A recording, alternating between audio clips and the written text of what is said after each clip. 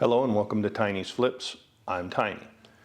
This is the first of two videos we're going to be making about installing crown molding. We're going to be going in depth on how to measure, determine the angles, and other specifics needed to install your crown molding. We'll be going over a diagram that shows the crown molding we'll be installing in the next video. Before we get to the job site, we'll dive into exactly everything you need to know. Please remember, if you like what you're watching, give it a like, a subscribe, hit that notification bell, and let's get to it. First, let's familiarize ourselves with the angles we're going to be using to install crown molding. The three most common angles used are the 90, the 45, and the 22.5. Most, if not all, miter saws have locking points on their tables for these angles. Right now I've got it set to a 0, which will cut you a 90-degree angle. If you move the table over, it'll lock at the 22.5, and then if you move it all the way over, it'll lock at the 45, which is very difficult to see, but you can see it down in there. Throughout my career in construction, I've never needed to use any but those three to install crown molding. Here's a look at the diagram that we will be using for our upcoming job with the angles shown. I know at first glance this can look confusing, but we'll go deeper into this and make everything on here understandable. Now we are going to talk about the corners. When it comes to crown molding, we have outside and inside corners. The easiest way to differentiate between an outside and inside corner is to look straight at the corner. If the corner juts out towards you, this is an outside corner. If the corner goes away from you, you are looking at an inside corner.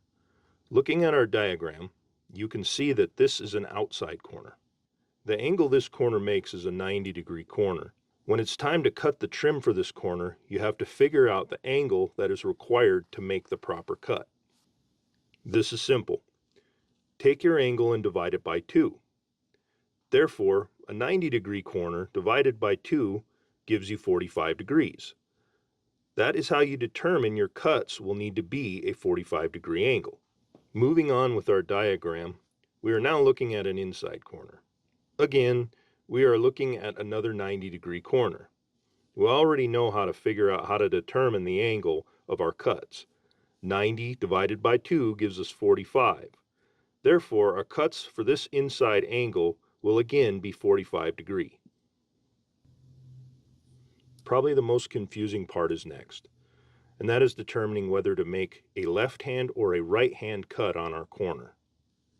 Using the instructions from the jig we used on our upcoming install video, we are able to make explaining this much easier.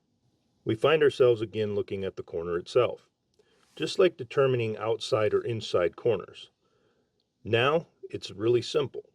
Looking at the corner and dividing it at the point, to the right is a right hand cut, and to the left is a left-hand cut. So with everything we know now, looking at our diagram again, we can say with confidence that this will need to be a right-hand outside corner cut, thus making this side a left-hand outside corner cut. Thank you all for watching this in-depth look into determining corner types, inside or outside, left-hand or right-hand, and the angle of those said corners.